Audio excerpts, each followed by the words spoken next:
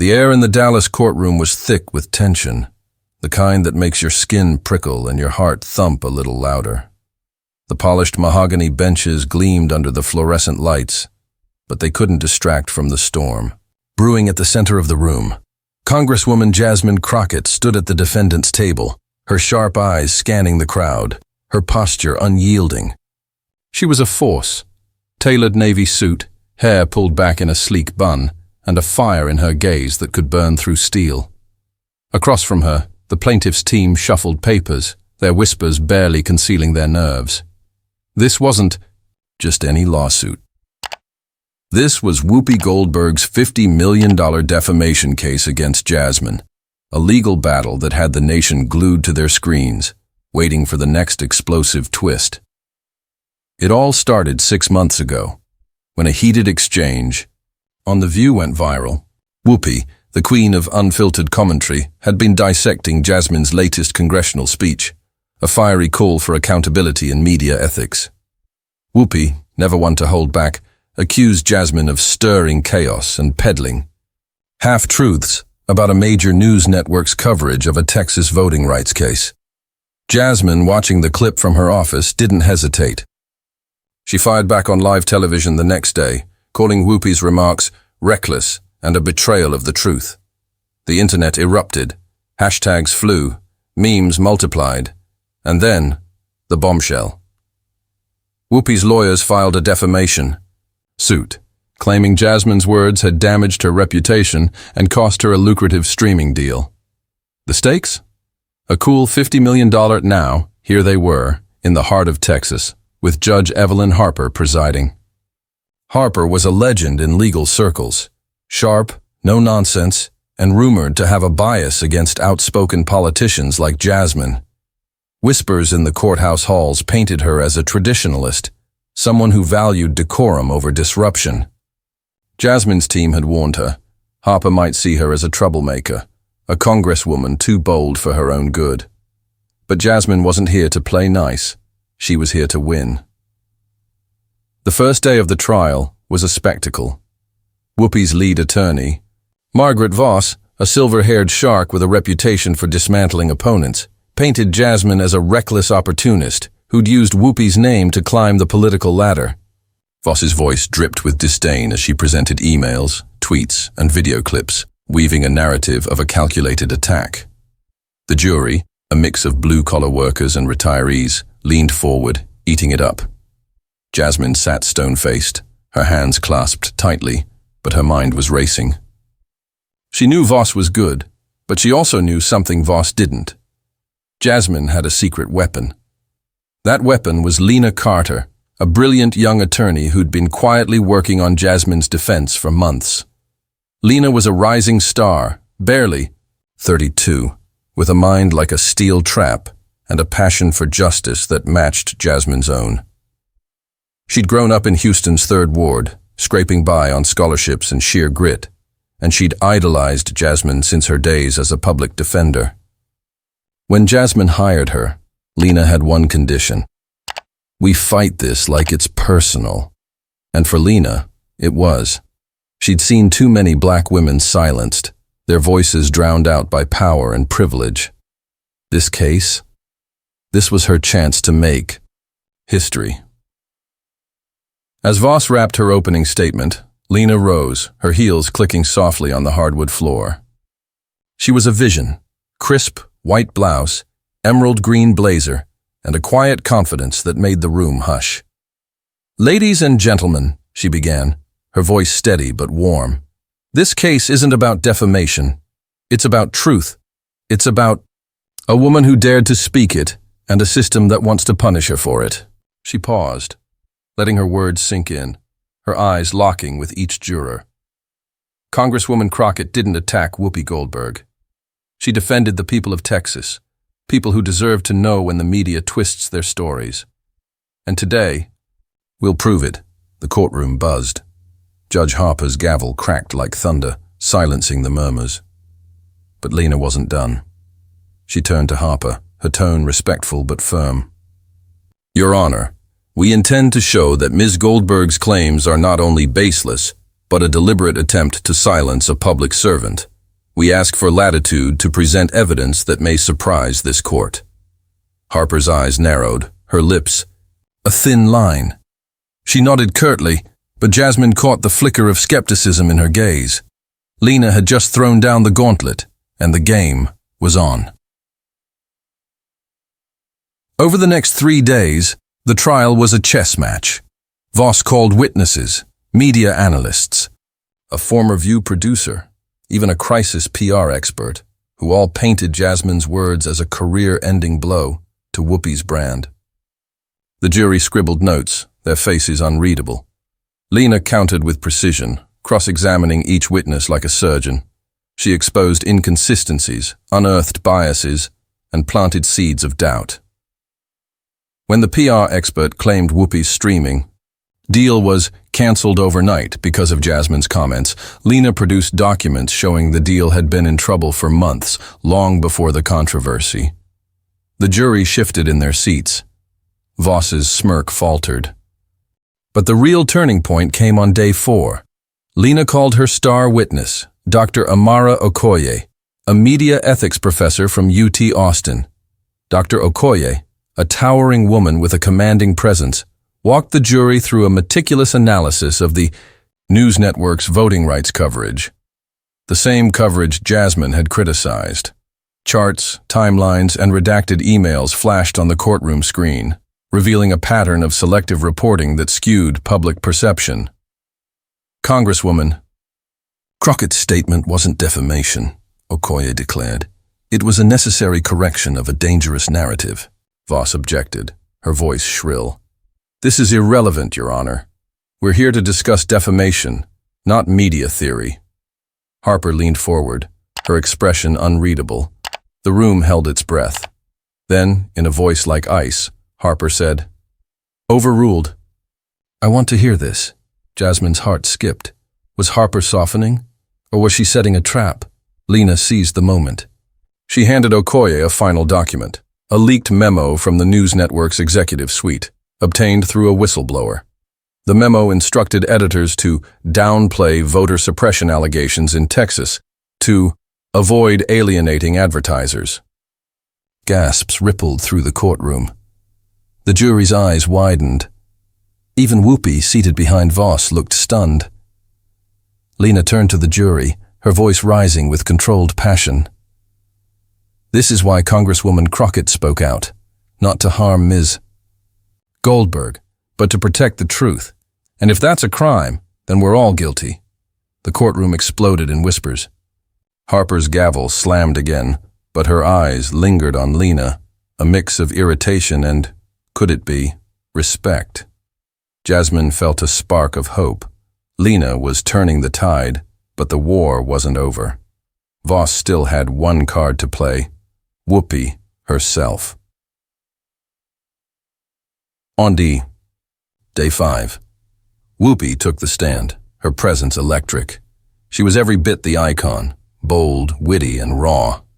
Under Voss's gentle questioning, she spoke of the pain Jasmine's words caused, the humiliation of losing her streaming deal, the betrayal of being called out by a fellow black woman. Tears glistened in her eyes, and the jury softened. Whoopi was a master storyteller, and she knew it. Jasmine's stomach churned. This was the moment they'd feared. Whoopi's charisma could sway anyone. Lena stood for the cross-examination, her face calm but her eyes fierce. She didn't attack Whoopi. Instead, she asked a single devastating question. "Ms. Goldberg, when you called Congresswoman Crockett's speech chaos on national television, did you verify the facts of her claims before dismissing them?" Whoopi hesitated, her confidence cracking. I relied on my team's research," she stammered. Lena pounced. "So you didn't check the network's coverage yourself? You didn't see the memo we presented yesterday?" Whoopi's silence was deafening. The jury leaned forward, sensing blood in the water. Lena didn't let up. She walked Whoopi through her own words on The View, line by line, exposing contradictions and assumptions. By the end, Whoopi looked deflated, her charm no match for Lena's logic. As Whoopi stepped down, The courtroom was silent, the weight of the moment sinking in. Jasmine caught Lena's eye, a silent nod passing between them. They were close, so close. But Judge Harper wasn't ready to let them celebrate. On day 6, she called both teams to her chambers. Her tone was stern, her eyes locked on Jasmine. "Congresswoman, your counsel has made bold claims, but I'm concerned about the theatrics. This court isn't a stage." Jasmine's heart sank. Was Harper dismissing their case? Lena stepped forward, unfazed. "Your Honor, with respect, our evidence speaks for itself. If you'll allow us one final witness, we'll tie this together." Harper's jaw tightened, but she nodded. "One witness, make it count." That witness was Jasmine herself. On day 7, she took the stand, her voice steady but laced with emotion. She didn't play the politician. She spoke as a woman, a Texan, a former public defender who'd fought for the voiceless her entire career. "I didn't want to fight Ms. Goldberg," she said, her eyes sweeping the jury. "But when I saw that network lie to my constituents, I had to act. Silence isn't an option when the truth is at stake." Lena guided her through their defense, letting Jasmine's authenticity shine. By the time she stepped down, the jury was riveted, and even Harper's stony facade seemed to crack. The closing arguments were a clash of titans. Voss leaned on emotion, painting Whoopi as a victim of Jasmine's vindictive words. Lena countered with steel, laying out the evidence like a roadmap to justice. "This case isn't about feelings," she told the jury. "It's about facts, and the facts show Congresswoman Crockett did her duty. Punish her for that, and you punish every American who dares to speak truth to power." As the jury deliberated, Jasmine and Lena sat in a quiet corner of the courthouse, coffee cups cooling in their hands. "You were incredible," Jasmine said, her voice soft. Lena smiled, but her eyes were tired. "We're not done yet. Harper's still a wild card." Jasmine nodded, her mind drifting to the judge. Harper's rulings had been fair, but her early skepticism lingered like a shadow. Was she truly impartial, or was something deeper at play? The jury returned after 6 agonizing hours. The foreman, a middle-aged teacher, stood, her voice steady. "We find the defendant, Jasmine Crockett, not liable." The courtroom erupted. Jasmine exhaled, her shoulders sagging with relief. Lena grabbed her hand, a grin breaking through her exhaustion. Whoopi sat stone-faced, her team already packing up. But the real shock came from Harper. As the crowd dispersed, she called Jasmine and Lena to the bench. "Counselor, Congresswoman," Harper said, her voice low. "I'll be honest, I didn't expect your defense to be this thorough. Miss Carter, you've got a gift. And Ms. Crockett, you've got courage. This court doesn't see that often." Jasmine blinked, stunned. Was this praise from the iron-fisted Harper? Lena nodded respectfully, but her eyes gleamed with pride. As they left the courthouse, the Texas sun blazing overhead, Jasmine felt lighter than she had in months. The case was over, but the fight wasn't. She glanced at Lena, who was already pulling out her phone, ready for the next battle. "You know," Jasmine said, a smirk tugging at her lips, "I think we make a pretty good team." Lena laughed, the sound bright and free. "Congresswoman, you ain't seen nothing yet." And, as they walked into the future, one thing was clear. Jasmine Crockett and Lena Carter were just getting started. The Dallas skyline glittered against the dusk as Jasmine Crockett and Lena Carter stepped out of the courthouse, the weight of the trial lifting like a fog. Reporters swarmed, cameras flashing, microphones thrusting forward. But Jasmine raised a hand, her smile calm yet commanding. "We'll have a statement tomorrow," she said, her voice cutting through the chaos. Lena stood beside her, a silent pillar of strength, her emerald blazer catching the last rays of sunlight. The crowd parted as they made their way to Jasmine's black SUV, the engine humming softly, ready to whisk them away from the frenzy. But inside the car, the air was different. Electric, alive with the thrill of victory and the promise of what came next. Jasmine leaned back in the leather seat, exhaling a laugh that was half relief, half disbelief. "Lena, you didn't just win a case back there, you rewrote the damn script." Lena's lips curved into a sly grin, but her eyes stayed sharp, already calculating. "We rewrote it together, Congresswoman, but don't get too comfortable. This wind's gonna ripple and not everyone's gonna like it." Jasmine nodded, her mind racing. Lena was right. The trial wasn't just about Whoopi or the $50 million. It was about power, truth, and the kind of enemies you make when you dare to challenge the machine. As the SUV glided through the city, Jasmine's phone buzzed relentlessly. Texts from aides, calls from allies, and a cryptic voicemail from a DC number she didn't recognize. "Congresswoman Crockett," the voice said, smooth and measured. "Your performance in court was illuminating. We should talk. Soon." Jasmine replayed it, her brow furrowing. Lena glanced over, catching her expression. "Trouble?" she asked, her tone light but her eyes narrowing. Jasmine shook her head, slipping the phone back into her purse. "Not yet, but you know how this works. Win too big, and someone's always waiting to clip your wings." Lena's jaw tightened, but she didn't press. Instead, she pulled out a worn notebook, its pages filled with her meticulous handwriting. "We've got work to do," she said, flipping to a new page. "This case exposed cracks in the system, media manipulation, corporate pressure, the works.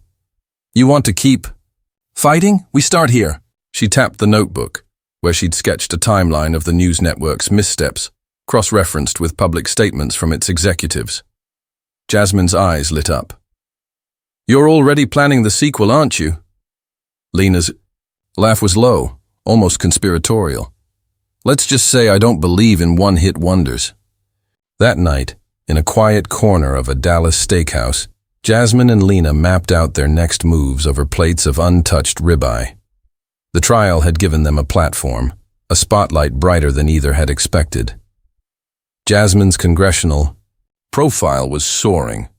Polls showed her approval ratings spiking, especially among younger voters who saw her as a truth-teller in a sea of spin. But with that came risk. The network they'd exposed wasn't just a media outlet. It was a cog in a larger machine, backed by billionaires and political heavyweights who didn't take kindly to being called out. Lena, ever the strategist, laid out a plan, public hearings, a coalition of whistleblowers, and a push for federal oversight of media ethics. "It's bold," she admitted, swirling her glass of red wine. "But so are you." Jasmine leaned forward, her voice low. "And what about Harper? You saw her at the end. That wasn't just a compliment. She knows something." Lena nodded, her mind flashing back to the judge's parting words. Harper's praise had been genuine, but there was an edge to it, a hint of something unspoken. Lena had done her homework on Harper, decades on the bench, a reputation for fairness, but also ties to old Texas money, the kind that overlapped with the network's donors. Was Harper an ally, a neutral observer, or something else entirely? "We keep an eye on her," Lena said finally. "She's not our enemy, but she's not our friend either." The conversation stretched late into the night, the restaurant emptying around them. Jasmine felt a fire she hadn't felt since her early days as a public defender, when every case was a crusade. Lena was different, cooler, more calculated, but her passion was just as fierce, a slow burn that could ignite a revolution. Together they were unstoppable, a duo forged in the crucible of the courtroom and bound by a shared vision. But as they left the steakhouse, a shadow lingered. The voicemail on Jasmine's phone, the network's silence, Harper's cryptic respect, it all pointed to a storm on the horizon. The next morning, Jasmine woke to a city buzzing with her name. The trial's outcome dominated headlines, from the Dallas Morning News to national outlets. Pundits dissected Lena's legal maneuvering, calling her a prodigy and the future of litigation. Jasmine's speech from the stand was clipped and replayed. Her words, "Silence isn't an option when the truth is at stake," becoming a rallying cry for activists. But amid the praise, there were warnings. A conservative columnist hinted at retaliation from powerful interests. An anonymous op-ed accused Jasmine of weaponizing her platform.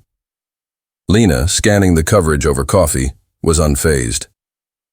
"Let them talk," she said, her voice steady.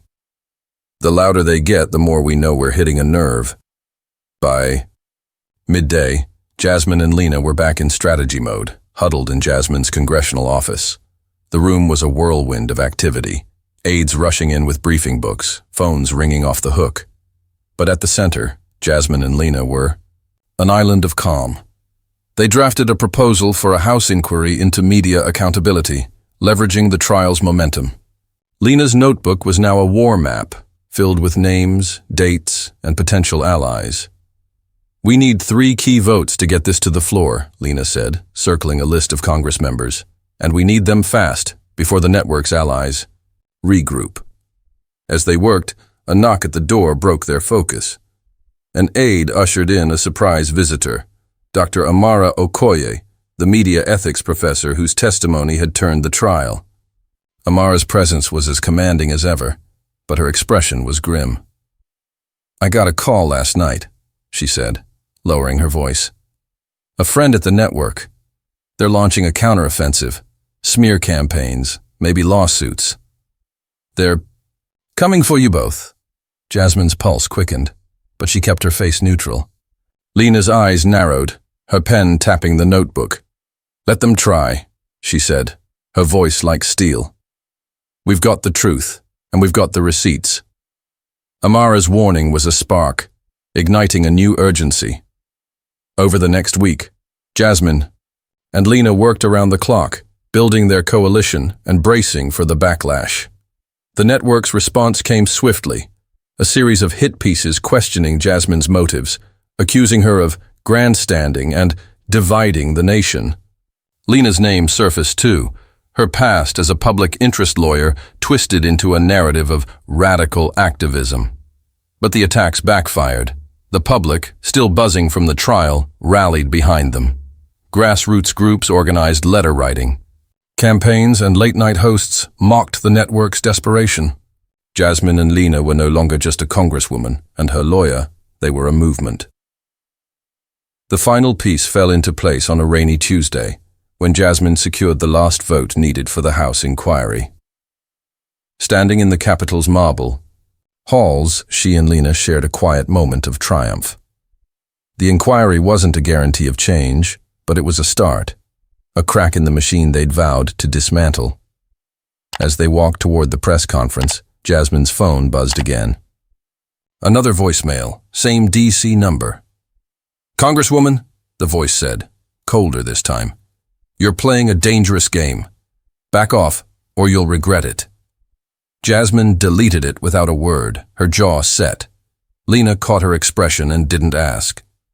She didn't need to. The press conference was a blaze of light and sound, Jasmine at the podium with Lena at her side. "This inquiry isn't about one network or one lawsuit," Jasmine said, her voice ringing clear. "It's about ensuring the truth isn't drowned out by money and power." The cameras zoomed in, capturing every word. Lena stood tall, her presence a silent promise. They weren't backing down.